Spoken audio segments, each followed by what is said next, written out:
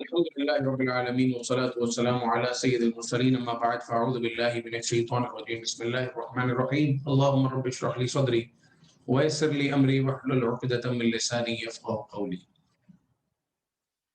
سورہ ممتحنہ کی آیات کا ترجمہ اور اس کی وضاحت یہ جاری تھی، اور ابتداً 6-7 آیتیں پچھلے درس میں سابقہ درس میں ہم کر چکے تھے، اور آج ہم یہاں سے آگے بڑھیں گے آیت نمبر 8 سے، جس میں اللہ تبارک و تعالیٰ نے ابتدائی آیتوں میں تو پروردگار عز و جل نے کافروں سے میل جول، ملاقات اور ان چیزوں کا منع فرمایا، مگر کچھ صورتیں ایسی ہیں کہ جہاں کافروں کے ساتھ، نان مسلمز کے ساتھ کچھ مناسب سلوک کیا جا سکتا ہے، کچھ رعایت دی جا سکتی ہے، ان کے ساتھ کچھ بات چیت کی جا سکتی ہے، کہیں ان کو اپنے یہاں بلایا جا سکتا ہے یا ان کے یہاں کہیں نہ کہیں جایا جا سکتا ہے. تو وہ کون سی صورتیں ہیں، ان کو اللہ تبارک و تعالیٰ نے قرآن پاک میں بیان فرمایا کہ اگر کافروں نے ایسا ایسا ایسا تمہارے ساتھ نہیں کیا تو پھر تمہیں ان کے ساتھ کچھ مناسب سلوک کرنے کی اجازت ہے، اور اس کا بیان سورہ ممتحنہ کی آیت نمبر 8 میں ہے. اسے سمجھتے ہیں کہ کیا ارشاد ہے. بسم اللہ الرحمن الرحیم.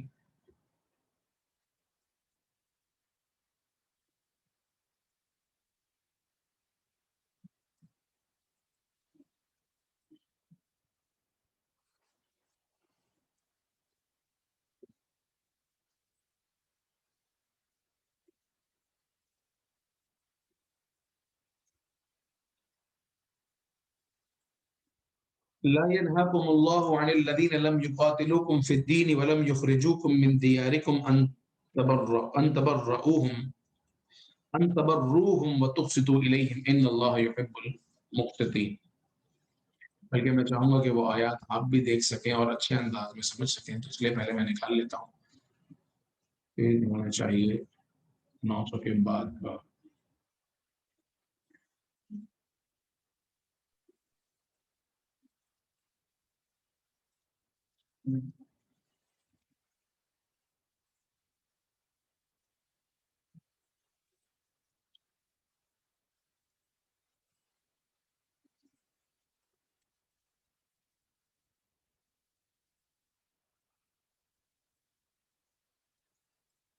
لا ينهاكم الله عن الذين لم يقاتلوكم في الدين ولم يخرجوكم من دياركم ان تبروهم وتقسطوا اليهم. اللہ تمہیں منع نہیں کرتا، لا ينهاكم اللہ، اللہ تعالیٰ تمہیں منع نہیں کرتا، عن الذين لم يقاتلوكم، وہ لوگ جنہوں نے تم سے دین میں لڑائی نہیں کی، دینی طور پر تم سے لڑتے نہیں، ولم يخرجوكم من دياركم، اور انہوں نے تمہیں تمہارے گھروں سے بھی نہیں نکالا. وہ لوگ جو تم سے دینی معاملات میں لڑتے نہیں ہیں، جو تم سے جہاد نہیں کرتے، جو تم سے جھگڑا نہیں کرتے، اور تمہیں تمہارے گھروں سے نکالتے بھی نہیں ہیں، تو اللہ تعالیٰ نے ان سے منع نہیں کیا ان تبرؤہم، کہ تم ان کے ساتھ احسان کرو، وتقسطوا الیہم، اور ان کے ساتھ انصاف کا برتاؤ کرو.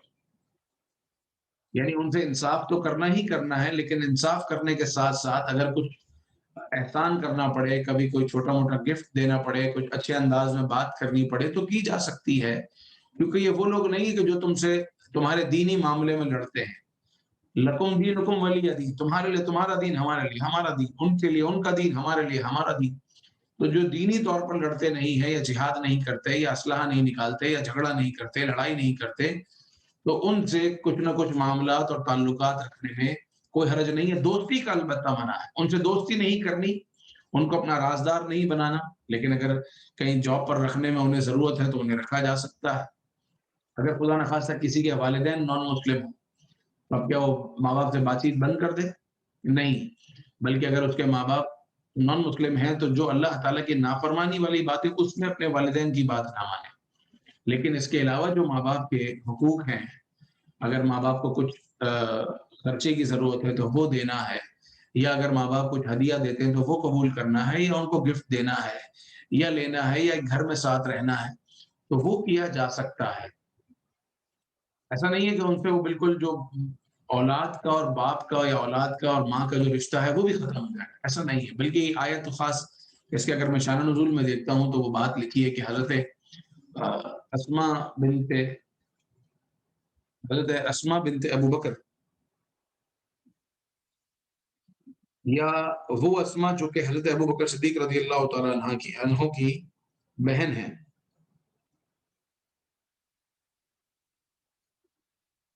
یہ آیت اسما بنت ابو بکر رضی اللہ تعالیٰ عنہ کے حق میں نازل ہوئی.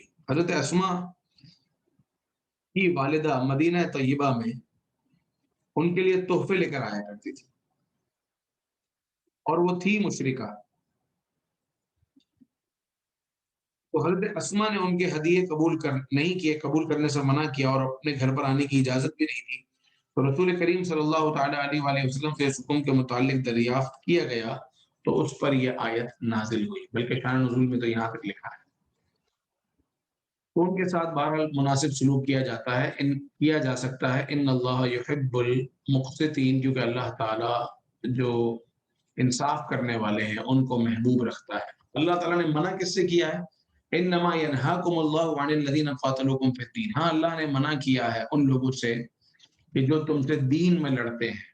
تو آج جو دنیا میں جتنے بھی کافر ہیں، آپ کہا تو یہی جاتا ہے کہ وہ حربی کافر ہیں، اور خاص طور پر مگر وہ ایسا نہیں ہے کہ اگر کسی ملک میں ہم رہتے ہیں اور ہمارے ساتھ نان مسلم بھی رہتے ہیں تو ہم ان کے خلاف اسلحہ نکال لیں یا وہ ہمارے خلاف نکال لیں. ایسا کرنے کی اجازت نہیں ہے، قانون ہاتھ میں لینے کی اجازت نہیں ہے. انما ینہاکم اللہ عن الذین قاتلوکم فی الدین، اللہ ان سے منع کرتا ہے جو تم سے دین میں لڑتے ہیں. واخرجوکم من دیارکم، اور وہ کفار جنہوں نے تمہارے گھروں سے تمہیں نکالا تھا. وظاہروا علی اخراجکم، اور کچھ کفار وہ تھے جنہوں نے تمہیں نکالنے پر ان کی مدد کی تھی. ان تولوہم، ان سے دوستی کرنا منع ہے. یعنی ینہاکم کا تعلق تولوہم سے ہے کہ اللہ تعالیٰ منع کرتا ہے کہ ان سے دوستی کرو. کن لوگوں سے؟ جو تم سے دین میں لڑتے ہیں، تمہیں گھروں سے نکالا ہے، تم پر ظلم کیا ہے، ظلم کرنے والوں کی مدد کی ہے. وَمَن يَتَوَلَّهُمْ فَأُولَٰئِكَ هُمُ الظَّالِمُونَ، اور جو ان سے دوستی کرے تو وہی ظالم ہے. یا ایھا الذین آمنوا، اے ایمان والو، اذا جاءکم المؤمنات مہاجرات فامتحنوہن، اگر تمہارے پاس مہاجرہ خواتین آئیں تو ان کا امتحان لے لو. یہاں ایک بڑے اہم مسئلے کی طرف توجہ دلائی گئی ہے. فامتحنوہن، کہ ان کا امتحان لے لو. یعنی اگر مہاجرہ خواتین تمہارے پاس آتی ہیں تو ان کا امتحان لے لو کہ وہ آئی کیوں ہیں. آپ یوں سمجھیں کہ مسلمان مدینہ منورہ میں ہیں اور کفار جو ہے وہ مکہ مکرمہ میں ہیں، اور لوگ وہاں سے ہجرت کر کر آ ہی رہے ہیں. اب ہجرت کرنے والوں میں چند خواتین آ گئی اور وہ کہنے لگیں کہ ہم مسلمان ہو گئی ہیں. تو اب آیا ان کو مسلمان تسلیم کر لیا جائے، مان لیا جائے، یا کیا کیا جائے؟ تو اللہ تعالیٰ نے فرمایا فامتحنوہن، ان کا امتحان لے لیا کرو. اللہ اعلم بایمانہن، اللہ ان کا ایمان بہتر جانتا ہے. لیکن کہیں ایسا نہ ہو کہ وہ جو عورتیں وہاں سے بھاگ کر آئی ہیں وہ اس لیے آئی ہوں کہ اپنے شوہر سے تنگ تھی، تو تنگ ہو کر مکہ چھوڑ کر تمہارے پاس آ گئی.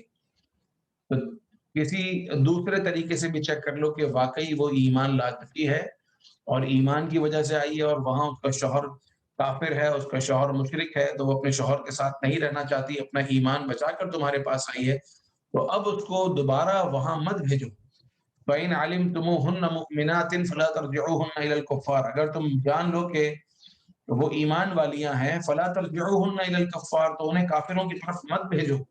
لَا هُنَّ حِلٌّ لَهُمْ وَلَا هُمْ يَحِلُّونَ لَهُنَّ، نہ یہ خواتین ان کے لیے حلال ہیں اور نہ وہ ان کے لیے حلال ہیں.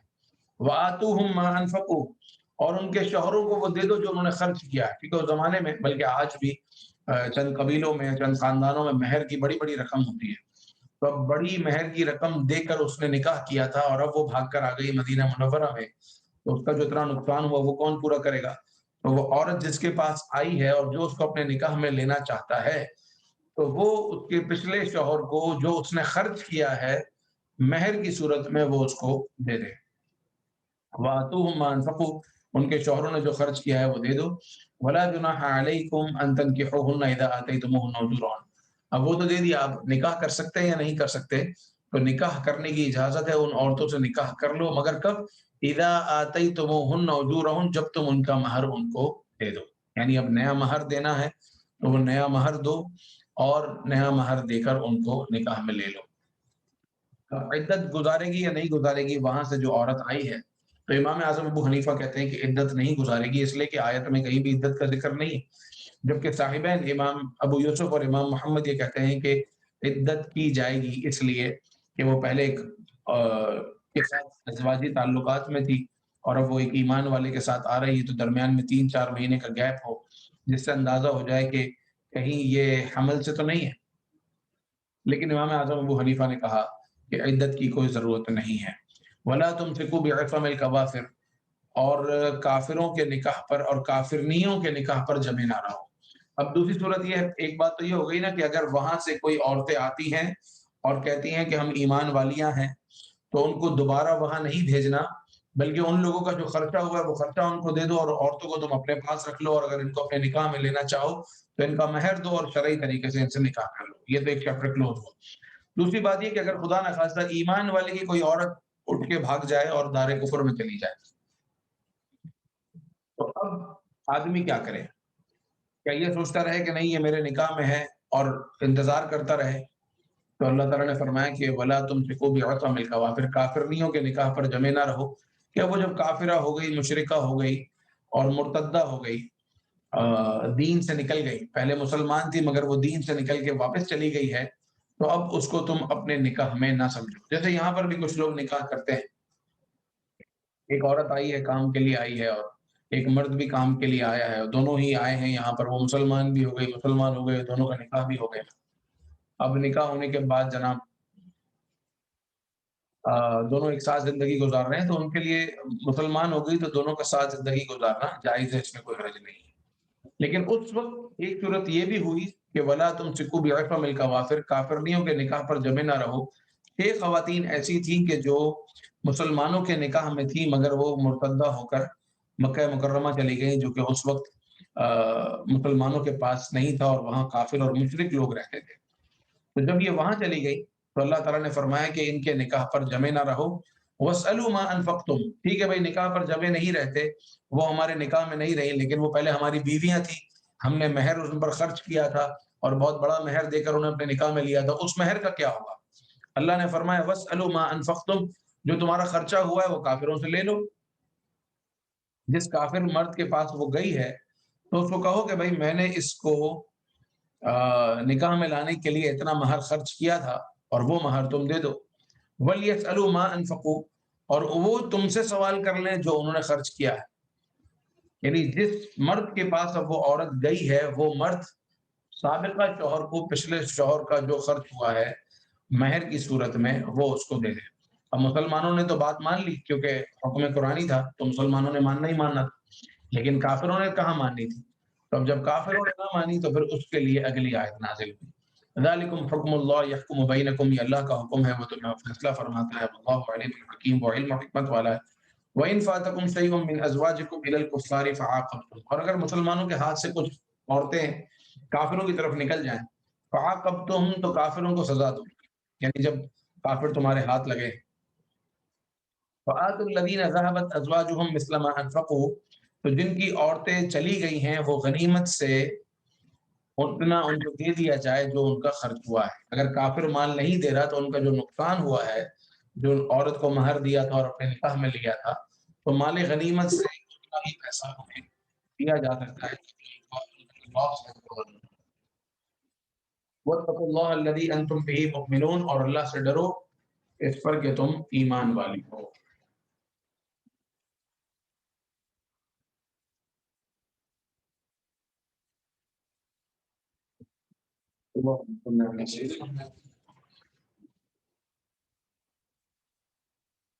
کے بعد ارشاد ہوتا ہے یا ایھا النبی اذا جاءک المؤمنات، اے نبی صلی اللہ علیہ وسلم اگر آپ کے پاس ایمان والیاں آئیں اور یبایعنک، اس بات پر کہ آپ کے ہاتھ پر آ کر بیعت کریں، تو بیعت کی صورت کیا ہوتی تھی کہ نبی پاک صلی اللہ تعالی علیہ وآلہ وسلم کسی عورت سے نہ مصافحہ فرماتے تھے اور نہ ہی ہاتھ ملاتے تھے، نہ ہاتھ لگانے کی اجازت تھی، نہ ہاتھ ملانے کی اجازت تھی، کسی طرح کی اجازت نہیں تھی۔ تو بیعت کی صورت یہ ہوتی تھی کہ ایک بڑے پانی کے پیالے میں رسول پاک علیہ الصلوۃ والسلام اپنا ہاتھ رکھتے اور آپ علیہ الصلوۃ والسلام کے بعد وہ خواتین اس پانی کے پیالے پر اپنا ہاتھ رکھتے۔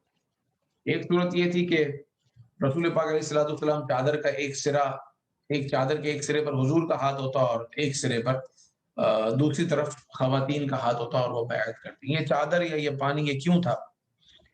یہ اس لیے کہ سامنے والے کی توجہ پوری طور پر حاضر کرنے کے لیے۔ ایک یہ کہ میں آپ کو بول رہا ہوں، آپ صرف سن رہے ہیں، آپ کی توجہ ہوگی مگر اچھی توجہ۔ اگر یہی توجہ یہ ہو کہ جو میں بول رہا ہوں وہ آپ کہتے جائیں، تب آپ کی توجہ اور زیادہ ہوگی۔ اور ساتھ ہی میں آپ کا ہاتھ بھی پکڑ لوں، اب میں کہوں جو میں کہہ رہا ہوں وہ کہو، تو آپ کی توجہ اور زیادہ ہوگی۔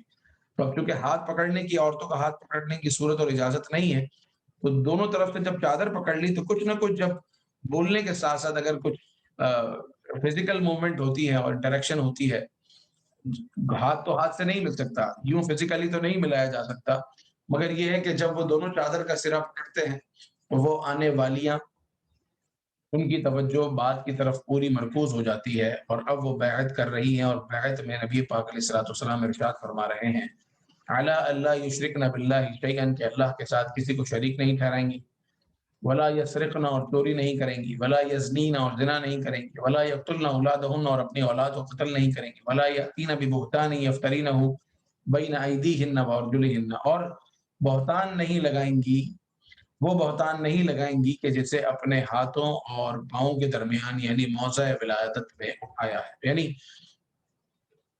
اس حوالے سے بہتان نہیں لگائیں گی کہ ان کے پیٹ میں جو ہے وہ انہی کا ہے یا کس کا ہے، اس حوالے سے بہتان نہیں لگائیں گی، یا کسی غیر کے بچے کو اپنا بچہ نہیں کہیں گی، اپنے شوہر سے جھوٹ نہیں بولیں گی، ولا یعفین فی معروف، اور نبی پاک علیہ الصلوۃ والسلام کی اچھی باتوں میں نافرمانی نہیں کریں گی۔ اگر یہ تمام باتوں کے لیے خواتین آپ کے پاس آئیں اور بیعت کرنا چاہیں تو اللہ نے فرمایا فبایعہن، تو آپ ان عورتوں سے بیعت کیجیے، واستغفر لہن اللہ، اور استغفار کیجیے، اللہ تعالیٰ سے مغفرت چاہیں ان خواتین کے لیے، ان اللہ غفور الرحیم، بے شک اللہ تعالیٰ بخشنے والا مہربان ہے۔ یہ واقعہ کب ہوا تھا کہ جب فتح مکہ ہو گیا، تو فتح مکہ میں رسول پاک علیہ الصلوۃ والسلام نے مسلمان مردوں سے بیعت لی، اور اس کے بعد پھر صفا مروہ کے پاس جا کر خواتین سے بیعت لی، جس میں تقریباً 457 عورتیں شامل ہوئی تھی، اور انہوں نے رسول پاک علیہ الصلوۃ والسلام سے اس بات پر بیعت کی تھی کہ یا رسول اللہ صلی اللہ علیہ وسلم، ہم اللہ کے ساتھ کسی کو شریک نہیں ٹھہرائیں گے، یعنی آج سے شرک ختم، ہم ایمان لے آئیں، آج سے کوئی چوری نہیں کرے گا، ہم زنا نہیں کریں گے، ہم اپنی اولاد کو قتل نہیں کریں گے، اور ہم اپنے شوہروں کے ساتھ جھوٹ نہیں بولیں گے اولاد کے حوالے سے، اور نہ ہی ہم آپ کی نافرمانی کریں گے۔ تو اگر یہ سب وہ باتیں کرتی ہیں تو آپ ان سے بیعت لے لیجئے، وہ یہ وعدہ کر رہی ہیں تو ان سے یہ وعدہ لے لیں، اور اللہ تبارک و تعالیٰ کی بارگاہ میں ان کے لیے استغفار کیجئے، بے شک اللہ تعالیٰ بخشنے والا مہربان ہے۔ یا ایھا الذین آمنوا لا تتولوا قوما غضب اللہ علیہم، اور اے ایمان والو ان لوگوں سے دوستی نہ کرو جن پر اللہ کا غضب ہوا، قد یئسوا من الآخرۃ کما یئس الکفار من اصحاب القبور، وہ آخرت سے آس توڑے بیٹھے ہیں، آخرت سے مایوس ہیں، کما یئس الکفار من اصحاب القبور، جس طرح کافر لوگ قبر والوں سے آس توڑے بیٹھے ہیں۔ کافروں کو پتا ہے کہ ہمارے جو باپ دادا مر کھپ گئے وہ کسی کام کے نہیں ہیں، تو جس طرح کافر قبر والوں سے آس توڑے بیٹھے ہیں، اسی طرح وہ لوگ آخرت سے آس توڑے بیٹھے ہیں، تو تم ان سے دوستی مت کرو۔ اس کے بعد سورہ صف ہے، اور مدنی سورت ہے، اور صف اس سورت کو اس لیے کہا جاتا ہے کہ اس سورت میں جہاد کا حکم اور صف باندھنے کا حکم اور کس انداز میں کھڑے ہونا ہے اللہ تعالیٰ نے بیان فرمایا، چنانچہ بسم اللہ الرحمن الرحیم، اللہ کے نام سے شروع جو نہایت مہربان رحم والا ہے۔ سبح للہ ما فی السماوات و ما فی الارض، اللہ کی پاکی بولتا ہے جو زمین و آسمان میں ہے، اور وہو العزیز الحکیم، وہی عزت والا حکمت والا ہے۔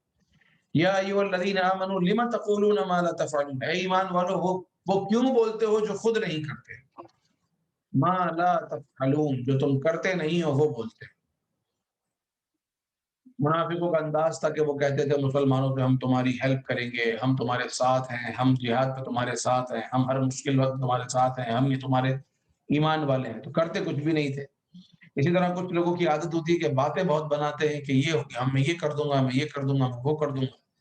تو اللہ نے فرمایا اے ایمان والو، جو کام جو بات تم وہ بات کہتے کیوں ہو جو بات کر جو کام کرتے نہیں ہو۔ کبر مقتا عند اللہ ان تقولوا ما لا تفعلون، کتنی سخت ناپسندیدہ بات ہے اللہ کے ہاں کہ وہ بات کہو جو کرتے نہیں۔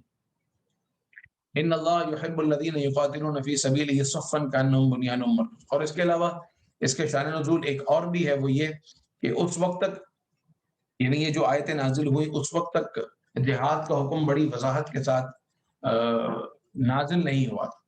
तो जब मुसलमान कभी-कभार आपस में बातचीत करते थे और मुनाफ़िकीन भी साथ होते थे, तो वो कहते थे कि अगर हमें मौका मिले, तो हम अपनी जान भी लुटा दें, अपना माल भी लुटा दें और हम यूँ लड़ेंगे और हम यूँ लड़ेंगे। उस वक़्त जिहाद की बात तो नाज़िल हुई नहीं थी। तो अल्लाह ताला ने फरमाया कि वो बात क्यों करते हो जो जो बात करो और काम नहीं करो। फिर अल्लाह ने फरमाया आयत नंबर 4 में इन्नल्लाह युहिब्बुल लज़ीना युक़ातिलूना फ़ी सबीलिही। अल्लाह ताला तो उनको पसंद करता है जो अल्लाह की राह में लड़ते हैं, सफ़्फ़न सफ़ बाँध कर, कअन्नहुम बुनियानुम मरसूस, और ऐसे खड़े होते हैं सफ़ बाँध कर के जैसा कोई इमारत हो जिसको सीसा पिलाया गया हो। यानी लोहे को पिघलाकर दीवार बनाई गई हो तो कितनी मज़बूत वो दीवार होती है। इसी तरह जो मुसलमान होते हैं जब जिहाद के लिए सफ़ बनाते हैं तो उनकी सफ़ इतनी मज़बूत होती है जैसा सीसा पिलाई दीवार, कि काफ़िर का हमला जो है वो आगे नहीं जाता। वइज़ क़ाल मूसा लिक़ौमिही या क़ौम, और याद करो जब मूसा ने कहा अपनी कौम से कि ऐ मेरी कौम, लिम तु'ज़ूननी, तुम मुझे क्यों सताते हो? वक़द तअलमून अन्नी रसूलुल्लाह इलैकुम, तुम जानते हो कि बेशक मैं अल्लाह का रसूल हूँ तुम्हारी तरफ, मैं अल्लाह का रसूल हूँ। फलम्मा ज़ाग़ू अज़ाग़ अल्लाहु क़ुलूबहुम, और जब वो टेढ़े हुए, बात नहीं मानी, अज़ाग़ अल्लाहु क़ुलूबहुम, अल्लाह ने भी उनके दिलों को टेढ़ा कर दिया। वल्लाहु ला यहदिल क़ौमल फ़ासिक़ीन, अल्लाह ताला फासिकों को हिदायत नहीं देता। वइज़ क़ाल ईसा इब्न मरियम या बनी इसराईल, ये मुसलमानों को भी बताया जा रहा है ना कि याद करो कि मूसा अलैहिस्सलातु वस्सलाम के जो मानने वाले थे, ये उस ज़माने के लोग थे। कुछ थे जिन्होंने माना, कुछ थे जिन्होंने नहीं माना। और जिन्होंने नहीं माना तो मूसा अलैहिस्सलाम ने अपनी कौम से कहा, लिम तु'ज़ूननी, मुझे क्यों सताते हो? हालाँकि तुम जानते हो कि मैं अल्लाह का रसूल हूँ। इसके बावजूद भी सताते हो और तुम टेढ़े हो तो अल्लाह ने तुम्हारे दिलों को भी टेढ़ा कर दिया। तो ऐ मुसलमानों, तुम भी होश के नाखुन लो। फिर ईसा अलैहिस्सलातु वस्सलाम की कौम की एक मिसाल, वइज़ क़ाल ईसा इब्न मरियम या बनी इसराईल, और याद करो जब ईसा इब्न मरियम ने कहा, ए बनी इसराईल, इन्नी रसूलुल्लाह इलैकुम, मैं अल्लाह का रसूल हूँ तुम्हारी तरफ, अल्लाह का रसूल बनकर आया। मुसद्दिक़न लिमा बैन यदैया मिनत तौरात, और मैं उसकी तस्दीक कर रहा हूँ जो तौरात में है।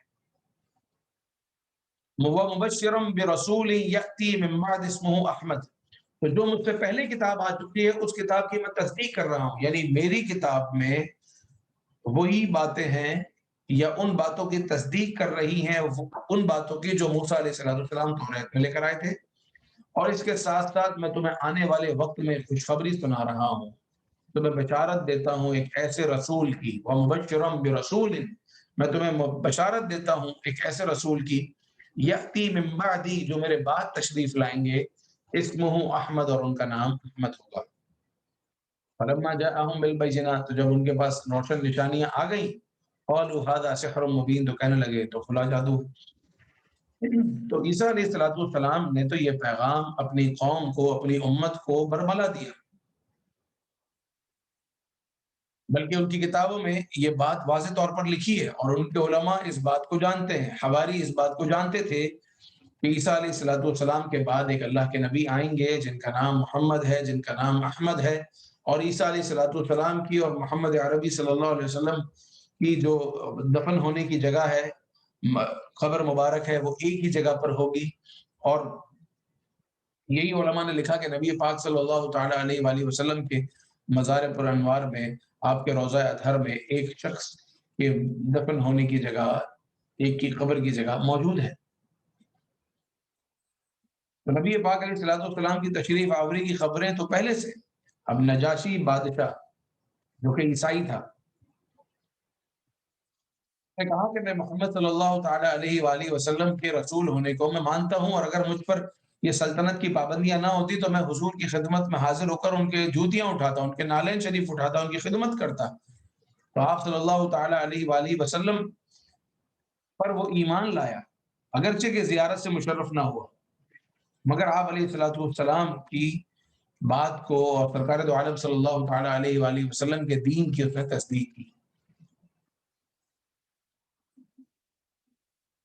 मगर जो जाहिल थे, जुहला थे, चाहे वो उस कौम के हों या इस कौम के हों, उन्होंने कहा, फलम्मा जाअहुम बिल बय्यिनाति क़ालू हाज़ा सिह्रुम मुबीन, जब उनके पास रोशन दलीलें आ चुकी, तो कहने लगे ये तो खुला जादू है। ومن اظلم ممن افترى على الله الكذب، اور اس سے بڑھ کر ظالم کون جو اللہ پر جھوٹ باندھے، وهو يدعى الى الاسلام، حالانکہ اسے اسلام کی طرف بلایا جاتا ہے، بلا رہے ہیں کہ اسلام کی طرف آؤ اور وہ اللہ تعالیٰ پر جھوٹ باندھتا ہے۔ اللہ لا يهدي القوم الظالمین، اللہ تعالیٰ ظالموں کو راہ نہیں دیتا۔ یریدون لیطفئوا نور اللہ، وہ یہ چاہتے ہیں کہ اللہ کا نور اپنے منہ سے اپنی پھونک سے بجھا دیں، کیسے ہو سکتا ہے؟ واللہ متم نورہ ولو کرہ الکافرون، اللہ تعالیٰ اپنے نور کو پورا کرتا ہے اور کافروں کو یہ بات بری لگتی ہے۔ وہو الذی ارسل رسولہ بالہدی ودین الحق، وہی ہے جس نے اپنے رسول کو ہدایت کے ساتھ، سچے دین کے ساتھ، دین حق کے ساتھ بھیجا، لیظہرہ علی الدین کلہ، تاکہ سب دینوں پر غالب ہو جائے، دین اسلام، دین محمد اور شریعت محمدی صلی اللہ علیہ وسلم تمام ادیان پر غالب ہو جائے، اسی لیے تو بھیجا ہے، اپنے رسول کو ہدایت دے کر اور سچے دین کے ساتھ بھیجا، لیظہرہ علی الدین کلہ، تاکہ سب دینوں پر، تمام دینوں پر غالب کر دے، ولو کرہ المشرکون، بھلے کافروں کو یہ بات بری لگے اور مشرکوں کو یہ بات بری لگے۔ یا ایھا الذین آمنوا، اے ایمان والو، هل ادلکم علی تجارت، کیا میں تمہیں ایسی تجارت نہ بتاؤں، ایسی تجارت تمہیں بتاتا ہوں اور ایسا بزنس بتاتا ہوں، تنجیکم من عذاب علیم، جو تمہیں دردناک عذاب سے بچا لے گا۔ بزنس میں اور تجارت میں کیا ہوتا ہے، آپ کچھ دیتے ہیں اور آپ کو کچھ ملتا ہے اور آپ کو پروفٹ ہوتا ہے، عام طور پر پروفٹ کے لیے کام کیا جاتا ہے۔ تو آؤ، سب سے بڑا نفع کا سودا اور پروفٹ کی ڈیل یہ ہے کہ تمہیں یہ دینا ہے اور اس کے مقابلے میں تمہیں جنت ملے گی، آخرت ملے گی، ابدی زندگی ملے گی، ہمیشہ رہنے والی زندگی، نہ ختم ہونے والی حیات، وہ تمام چیزیں ملیں گی۔ یہ ایسی زبردست تجارت ہے، اور اللہ فرماتا ہے یا ایھا الذین آمنوا، اے ایمان والو، هل ادلکم علی تجارت، میں تمہیں وہ تجارت نہ بتاؤں، تنجیکم من عذاب علیم، جو تمہیں دردناک عذاب سے بچا لے۔ وہ کیا ہے؟ تم سے جو مانگا گیا ہے وہ یہ ہے کہ تؤمنون باللہ ورسولہ، اللہ اور اس کے رسول پر ایمان لاؤ، وتجاہدون فی سبیل اللہ باموالکم وانفسکم، اور اللہ تعالیٰ کی راہ میں جہاد کرو اپنے مال سے اور اپنی جان سے، ذالکم خیر لکم ان کنتم تعلمون، اور یہ تمہارے لیے بہتر ہے اگر تم جانو، یہ تو تم دو گے، یعنی یہ اس کی قیمت ہے، اللہ اور اس کے رسول پر ایمان اور جان و مال کے ساتھ قربان ہونے کے لیے تیار رہنا، یہ تمہارے لیے بہتر ہے۔ یہ چار چیزیں تم نے دی، اللہ تعالیٰ تمہیں کیا دے گا؟ یغفر لکم ذنوبکم، تمہارے گناہوں کو بخش دے گا، وَيُدْخِلْكُمْ جَنَّاتٍ تَجْرِي مِن تَحْتِهَا الْأَنْهَارُ، اور تمہیں ان جنتوں میں، ان باغات میں داخل کرے گا جس کے نیچے نہریں رواں ہیں، وَمَسَاكِنَ طَيِّبَةٍ، اور پاکیزہ محلات تمہیں عطا فرمائے گا، فی جنات عدن، جنات عدن میں، بسنے والے باغوں میں، بہترین جنت میں، ذَلِكَ الْفَوْزُ الْعَظِيمُ، اور یہ بڑی کامیابی ہے، یہ بہت زبردست کامیابی ہے کہ جو تم سے قصور ہو گئے، جو غلطیاں ہو گئی، وہ معاف، نہ صرف وہ معاف بلکہ جنت میں داخلہ، نہ صرف داخلہ بلکہ ہمیشہ ہمیشہ کی جنت، جنت میں بھی وہ جگہ، آدمی آج پلاٹ لینے کے لیے جاتا ہے تو وہ کوشش کرتا ہے کہ مجھے ویسٹ اوپن ملنا چاہیے، اگر میں گھر بناتا ہوں، یا اگر وہ صرف پلاٹ لیتا ہے تو اس کی کوشش ہوتی ہے کہ مجھے روڈ فیسنگ ملنا چاہیے، میرے گھر کے آگے یہ ہونا چاہیے، جو روڈ ہے اس کی چوڑائی جو ہے وہ اتنی ہونی چاہیے، اس کے لیے نکلنا اور سب آسان ہونا چاہیے۔ اللہ تعالیٰ فرما رہا ہے کہ میں تمہیں جنتوں میں بھی داخل کروں گا، اور ان جنتوں میں داخل کروں گا، ان گھروں میں کہ تمہارے ان باغات جن کے نیچے نہریں رواں ہیں، اور وہ پاکیزہ محلات بھی عطا کروں گا، اور صرف چند دنوں کے لیے نہیں بلکہ ہمیشہ کے لیے، اور یہ نہ ختم ہونے والا کامیابی کا سلسلہ ہے۔ ذالک الفوز العظیم، بڑی کامیابی ہے۔ وَأُخْرَىٰ تُحِبُّونَهَا، اور تمہیں ایک نعمت اور دوں گا، یہ ان لوگوں سے وعدہ ہے جو صحابہ کرام علیہم الرضوان کی بات، ایک نعمت تمہیں اور دینے والا ہوں، نصر من اللہ وفتح قریب، اللہ تعالیٰ کی مدد اور جلد آنے والی کامیابی، اور یہ رہتی دنیا تک کے لیے، قیامت تک کے ایمان والوں کے لیے بھی یہ وعدہ ہو سکتا ہے پروردگار عز و جل، کہ جب بندہ پروردگار عز و جل کے لیے اپنے آپ کو وقف کر دے تو اللہ تعالیٰ کی مدد آئے، نصر من اللہ، اللہ تعالیٰ کی مدد ہو، وفتح قریب، اور تمہیں کامیابیاں ملے، اگرچہ کہ وہ کامیابی اشارہ ہے فتح مکہ کی طرف، مگر کامیابیوں کے سلسلے ختم تو نہیں ہوئے، جب جب تم اللہ کی راہ میں آگے بڑھو گے تو اللہ تعالیٰ تمہاری مدد بھی فرمائے گا اور تمہیں کامیابی بھی عطا کرے گا، یہ دنیا میں، اور آخرت میں کیا ملے گا وہ آیت نمبر 12 میں بیان ہو چکا۔ वबश्शिर المؤمنین और ईमान वालों को खुशखबरी सुना दीजिए। या अय्युहल्लज़ीना आमनू कूनू अंसारल्लाह, ए ईमान वालों दीन खुदा के मददगार बन जाओ। कूनू अंसारल्लाह, अल्लाह के दीन की मदद करो। कमा क़ाल ईसा इब्न मरियम लिल हवारियीन, जैसा कि ईसा इब्न मरियम ने हवारियों से कहा था, मन अंसारी इलल्लाह, कौन है जो मेरी मदद करे अल्लाह की राह में। क़ाल अल हवारियून नहनु अंसारुल्लाह, हवारियों ने कहा हम मदद करेंगे अल्लाह ताला के दीन के लिए, खुदा के दीन की मदद हम करेंगे। फ़आमनत ताइफ़तुम मिन बनी इसराइल, तो बनी इसराइल का एक गिरोह तो ईमान लाया, व कफ़रत ताइफ़ा, और दूसरा गिरोह काफिर हो गया। फ़अय्यदना अलज़ीना आमनू अला अदुव्विहिम, तो जो ईमान लाए थे हमने उनकी मदद की उनके दुश्मनों पर। फ़अस्बहू ज़ाहिरीन, तो वही लोग गालिब हुए, ईमान वालों का ही गलबा हुआ। अगर तुम दीन खुदा की तरफ बढ़ोगे तो अल्लाह ताला तुम्हारे लिए राहों को आसान करेगा। इसके बाद सूरह जुमुआ है। इसको सूरह जुमा इसलिए कहा जाता है कि इस सूरत में जुमे का ज़िक्र है, जुमे के दिन के अहकाम हैं, जुमे के दिन तिजारत, जुमे के दिन वक़्त जुमा के वक़्त यानी जुमे का जो टाइम पीरियड है उसमें तिजारत करने की ममानियत की बात हुई है। तो इस सूरत का दूसरा रुकू जुमे के हवाले से, इसलिए सूरत का नाम सूरह जुमा। बिस्मिल्लाहिर्रहमानिर्रहीम, युसब्बिहु लिल्लाहि मा फिस समावाति व मा फिल अर्दिल मलिकिल कुद्दूसिल अज़ीज़िल हकीम। अल्लाह ताला की पाकी बयान करता है जो ज़मीनों में है, जो आसमानों में है। अल मलिक, वो बादशाह है। अल कुद्दूस, वो परवरदिगार अज़्ज़ा वजल कुद्दूस है। अल अज़ीज़, इज़्ज़त वाला है। अल हकीम, हिकमत वाला है। हुवल्लज़ी बअथ फिल उम्मिय्यीन रसूलन, वही है जिसने फिल उम्मिय्यीन रसूलन मिनहुम यतलू अलैहिम आयातिही, वही है जिसने अनपढ़ों में अपना एक रसूल भेजा, उम्मियों में अपना एक रसूल भेजा, क्योंकि अहले अरब में उस वक़्त पढ़ने लिखने का रिवाज तो था नहीं आम तौर पर। तो वही परवरदिगार जिसने उम्मीयीन में, अनपढ़ों में अपना एक रसूल भेजा, और वो रसूल तशरीफ लाकर यतलू अलैहिम आयातिही, आयतें पढ़ते हैं, और वो आयतें क्या कमाल करती हैं। व युज़क्कीहिम, उन्हें पाक करते हैं। व युअल्लिमुहुमुल किताब, और उन्हें किताब सिखाते हैं। वल हिक्मा, और उन्हें हिकमत की बातें सिखाते हैं, यानी कुरान सिखाते हैं, हदीस सिखाते हैं। व इन कानू मिन क़ब्लु लफ़ी ज़लालिम मुबीन, और उससे पहले तो वो गुमराही में थे। व आखरीन मिनहुम लम्मा यल्हक़ू बिहिम व हुवल अज़ीज़ुल हकीम, ज़ालिका फ़ज़लुल्लाह, और उनमें से औरों को पाक करते हैं और इल्म अता फरमाते हैं जो उन अगलों से न मिले, और वही इज़्ज़त और हिकमत वाला है। और ज़ालिका फ़ज़लुल्लाह, ये अल्लाह का फ़ज़ल है। जो आयतें पढ़ता है, सुनाता है, समझता है, हिकमत की बात लेता है, अमल करता है। तो ज़ालिका फ़ज़लुल्लाह युअतीही मन यशा, ये अल्लाह का फ़ज़ल है, और जिसे चाहता है अता फरमाता है। वल्लाहु ज़ुल फ़ज़लिल अज़ीम, और अल्लाह ताला फ़ज़ल वाला और अज़मत वाला है। मसलुल लज़ीना हुम्मिलुत तौरात, उनकी मिसाल जिन पर तौरात रखी गई, जिनको तौरात मिली, उस कौम की बात हो रही है। लम यहमिलूहा कमसलिल हिमारी यहमिलु अस्फ़ार, उनकी मिसाल गधे की मिसाल है जो गधा पीठ पर किताबें उठाए हुए है। यानी अगर उन्हें तौरात मिली, उसको खोलते, उसको पढ़ते, उस पर अमल करते, उसको समझते, तो क्या ही बात थी। मगर तौरात मिली और उन्होंने सिर्फ उसको उठा तो लिया, मगर ना खोले, ना पढ़े, ना अमल करें। तो अल्लाह ने फरमाया कि उन्होंने जो जैसा उसको उठाने का हक था, जब उन्होंने वैसा नहीं उठाया, तो कमसलिल हिमारी यहमिलु अस्फ़ारा, तो ऐसा है, उनकी मिसाल ऐसी है कि जैसे गधे ने पीठ पर किताबें उठाई हैं।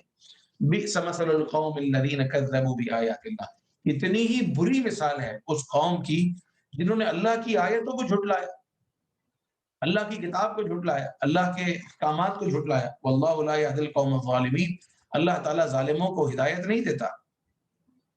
यहूदियों की बात हो रही है।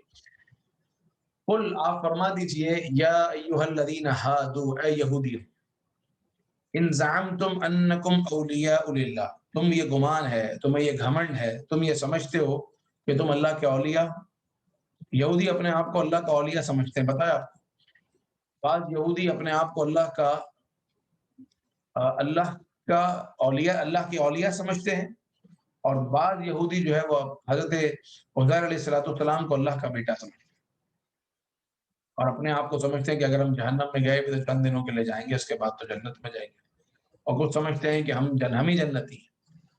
तो एक बड़ा ज़बरदस्त इनको चैलेंज दिया है इस आयत में कि कुल या अय्युहल्लज़ीना हादू, आप फरमा दीजिए ए यहूदियों, ان زعمتم انکم اولیاء للہ، اگر تم یہ گھمنڈ ہے اور یہ گمان ہے کہ تم اللہ کے دوست ہو، اولیاء اللہ ہو، من دون الناس، اور یہ لوگ کوئی بھی اللہ کے اولیاء نہیں، بس تم ہی ہو، تو پھر ایک کام کرو، فتمنوا الموت، موت کی تمنا کرو، اپنے لیے دعائیں کرو اور اپنے لیے تمنا کرو کہ تم مر جاؤ، ان کنتم صادقین، اگر تم سچے ہو، کیونکہ مرنے کے بعد بندہ کس سے ملتا ہے؟ اللہ سے ملتا ہے نا، اور تم اللہ کے دوست ہو، تم اللہ کے اولیاء ہو، تو تمہیں تو اللہ سے ملنے کا شوق ہونا چاہیے، تو کرو موت کی تمنا، موت سے تو تم ایسے بھاگتے ہو۔ اللہ نے فرمایا وَلَا يَتَمَنَّوْنَهُ أَبَدًا بِمَا قَدَّمَتْ أَيْدِيهِمْ، اور وہ کبھی بھی موت کی آرزو نہیں کریں گے، اس لیے کہ جو انہوں نے کرتوت کیے ہیں، جو انہوں نے کام کیے ہیں، جو اعمال کیے ہیں، جو آگے بھیج چکے ہیں، تو کبھی بھی موت کی آرزو نہیں کریں گے۔ واللہ علیم بالظالمین، اور اللہ تعالیٰ ظالموں کو جانتا ہے۔ قل، آپ فرما دیجئے، مسلمان کو تو پھر شوق ہوتا ہے کہ شوق شہادت ہوتا ہے کہ میں شہید ہو جاؤں، لیکن کافر میں آپ کو کہیں یہ شوق نہیں دکھے گا، چاہے وہ یہودی ہو۔ تو آپ علیہ الصلوۃ والسلام سے کہا گیا قل، آپ فرما دیجئے ان الموت الذی تفرون منہ، وہ موت جس سے تم بھاگ رہے ہو نا، فإنہ ملاقیکم، وہ تمہیں مل کر رہے گی، جس موت سے تم بھاگ رہے ہو وہ موت تمہیں مل کر رہے گی، ثم تردون الی عالم الغیب والشہادہ، اور پھر تم عالم الغیب والشہادہ کی بارگاہ کی طرف پھیرے جاؤ گے، پھر تم اللہ کی بارگاہ کی طرف پھیرے جاؤ گے، فَيُنَبِّئُكُمْ، تو وہ پھر تمہیں بتائے گا کہ تم نے کیا کیا کیا ہے، بِمَا كُنْتُمْ تَعْمَلُونَ، جو کچھ تم کر چکے ہو وہ سارا بتایا جائے گا، جس موت سے تم بھاگ رہے ہو وہ تمہیں ملے گی بھی ضرور، اور تم اس پروردگار کی طرف لوٹائے بھی جاؤ گے، اور وہ پھر تمہیں بتائے گا بھی جو کچھ تم کر کے آئے۔ یہاں 8 آیتیں مکمل ہوتی ہیں، پہلا رکوع مکمل ہوتا ہے، اور دوسرے رکوع میں جمعے کی بات ہے۔ اللہ تعالیٰ ارشاد فرماتا ہے یا ایھا الذین آمنوا، اے ایمان والو، اذا نودی للصلاة من یوم الجمعة فاسعوا الى ذکر اللہ وذروا البیع، اے ایمان والو، جب نماز کی اذان ہو، اذا نودی للصلاة، اے ایمان والو جب نماز کے لیے اذان دی جائے، من یوم الجمعة، جمعے کے دن جب ندا دی جائے، فاسعوا الى ذکر اللہ، تو اللہ کے ذکر کی طرف دوڑو، فاسعوا الی ذکر اللہ، تو پھر اب نماز کے لیے دوڑو، وذروا البیع، اور خرید و فروخت کو چھوڑ دو، ذالکم خیر لکم ان کنتم تعلمون، یہ تمہارے لیے بہتر ہے اگر تم سمجھو۔ تو اے ایمان والو، جب نماز کے لیے اذان کہی جائے، ایک اذان ہوتی ہے تقریباً ہمارے یہاں 11:30 پونے 12 بجے اذان اول ہوتی ہے، ایک ہماری یہاں اذان ہوتی ہے 12:15، 12:18، 12:20، 12:22، جب جیسے ہی وقت شروع ہوتا ہے، تو وہ جو دوسری اذان ہوتی ہے جس کے فوراً بعد خطبہ ہوتا ہے اور خطبے کے بعد پھر نماز ہوتی ہے، تو دوسری جو اذان کہی جاتی ہے وہ کہی جاتی ہی نماز کے لیے ہے، جمعے کی نماز کے لیے۔ تو جب وہ اذان شروع ہو، اذان کے شروع ہوتے ہی کاروبار، لینا دینا، خرید و فروخت، یعنی نماز کے علاوہ اور نماز کی تیاری کے علاوہ تمام کے تمام کام ناجائز اور مکروہ و تحریمی ہو جاتے ہیں، یعنی کسی اور کام میں مشغول ہونا منع ہو جاتا ہے، اب صرف نماز یا نماز کی تیاری۔ مثال کے طور پر آپ وضو کر رہے ہیں تو ظاہر ہے وضو نہیں چھوڑیں گے کیونکہ وہ نماز کے لیے ہے، یا کپڑے چینج کر رہے ہیں تو وہ بھی نماز کے لیے، یا جا رہے ہیں تو آپ جا ہی رہے ہیں، تو جو کام نماز یا نماز سے متعلق ہیں وہ جاری رکھے جائیں، اور اس کے علاوہ باقی تمام چیزیں، اور خاص طور پر خرید و فروخت، اور اس کے علاوہ بھی جو بھی چیزیں جو نماز کے علاوہ ہیں ان کو چھوڑ دیا جائے۔ اللہ نے فرمایا ذالکم خیر لکم ان کنتم تعلمون، یہ تمہارے لیے بہتر ہے اگر تم سمجھو۔ تو جمعے کے دن کاروبار کرنا منع نہیں ہے، لیکن جمعے کے دن، جمعے کے وقت میں کاروبار کرنا منع ہے، خرید و فروخت منع ہے، لین دین منع ہے، بلکہ نماز کے بعد تو اجازت ہے۔ فَإِذَا قُضِيَتِ الصَّلَاةُ، جب نماز ہو چکے، فَانتَشِرُوا فِي الْأَرْضِ، تو بھائی زمین میں پھیل جاؤ، وَابْتَغُوا مِن فَضْلِ اللَّهِ، اور اللہ کا فضل تلاش کرو۔ اللہ کے فضل تلاش کرنے کی بہت ساری صورتیں ہو سکتی ہیں کہ نماز جمعہ کے بعد دکانیں کھول لو، کاروبار کرنا بھی جائز ہے اگر کرنا چاہو تو، لیکن ہمارے یہاں جمعے کا دن چھٹی کا دن ہوتا ہے، لیکن اگر کسی ملک میں جمعے کا دن چھٹی کا دن نہیں ہے تو جمعے کی نماز کے بعد دکانیں کھولی جا سکتی ہیں، کام کیا جا سکتا ہے، تو کاروبار کرنا، اللہ کا فضل تلاش کرنا ہے، رزق حلال کرنا، کسی سے ملاقات کے لیے جانا، اللہ کو راضی کرنے والے کام کرنا، اللہ کا فضل تلاش کرنا۔ وَاذْكُرُوا اللَّهَ كَثِيرًا لَعَلَّكُمْ تُفْلِحُونَ، اور اللہ کو یاد کرو اس امید پر کہ تم کامیاب ہو جاؤ۔ وَإِذَا رَأَوْا تِجَارَةً أَوْ لَهْوًا انفَضُّوا إِلَيْهَا وَتَرَكُوكَ قَائِمًا، اور جب انہوں نے کوئی تجارت یا کھیل دیکھا تو اس کی طرف چل دیے اور آپ کو خطبے میں کھڑا چھوڑ دیا۔ ایک بار یہ ہوا کہ آپ صلی اللہ تعالیٰ علیہ وآلہ وسلم خطبہ دے رہے تھے اور تجارتی قافلہ جو دوسرے ملکوں سے آتے تھے وہ جمعے کے وقت میں اسی وقت میں آ گیا۔ تو لوگوں نے سوچا کہ سامان ختم ہو جائے گا تو وہ خطبہ چھوڑ کر چلے گئے سامان لینے، تجارت کرنے۔ تو ارشاد ہوا قل، آپ فرما دیجئے ما عند اللہ خیر من اللہو ومن التجارہ، جو اللہ کے پاس ہے وہ کھیل سے اور تجارت سے بہتر ہے۔ واللہ خیر الرازقین، اور اللہ تعالیٰ سب سے بہتر رزق دینے والا ہے۔ تم رزق کی تلاش میں جا رہے ہو تو جو رزق دینے والا ہے اس کی رضا اس میں ہے کہ تم حضور کے سامنے بیٹھ کر حضور کا خطبہ سنو، اور نہ خطبہ مکمل ہو تو نماز پڑھو اور اللہ کو یاد کرو، اللہ تبارک و تعالیٰ تمہیں رزق عطا فرمائے گا۔ تو یہ سورہ جمعہ تک کا کی آیات ہم نے سمجھی۔ اللہ تبارک و تعالیٰ ہمیں علم نافع عطا فرمائے اور ہماری غلطیوں کو معاف فرمائے۔ الحمد للہ رب العالمین والصلاة والسلام علی سید المرسلین۔ یا اللہ یا رحمان یا رحیم یا کریم یا رحمان، اے اللہ ہمارے گناہوں کو معاف فرما اور ہماری بے حساب مغفرت فرما، اور ہم سے سزا کے لیے راضی، اور نور قرآن سے ہمارے سینوں کو منور کر دے۔ اے اللہ ہمارے سینوں کو منور فرما، ہمارے ذہنوں کو منور فرما، غلطیوں کو تاہیوں سے بچا، عافیتوں کے پھر جانے سے بچا، اے اللہ زوال نعمت سے بچا، در در کی ٹھکروں سے بچا، مخلوق کی محتاجی سے بچا، اپنے سوا کسی کا محتاج نہ کر۔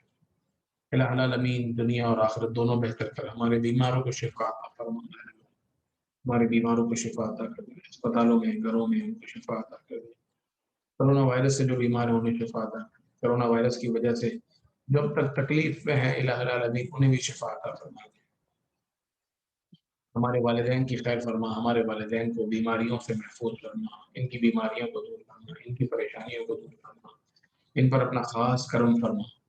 الہ العالمین جو ہمارے بھائی بے روزگار ہیں انہیں اچھا روزگار عطا کر، اور جو بے چین ہیں ان کو چین عطا کر، جو بے سکون ہیں ان کو سکون عطا کر، اور بے قرار کو قرار عطا کر۔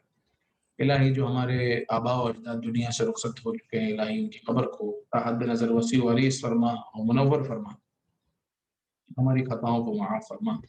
الہی جو ہمارے دل میں تمنا ہے، آرزو ہیں، جو ہمارے حق میں بہتر ہے وہ عطا کرو، جو حق میں بہتر نہیں ہے اس کے سوال سے بھی ہمیں باز رکھ۔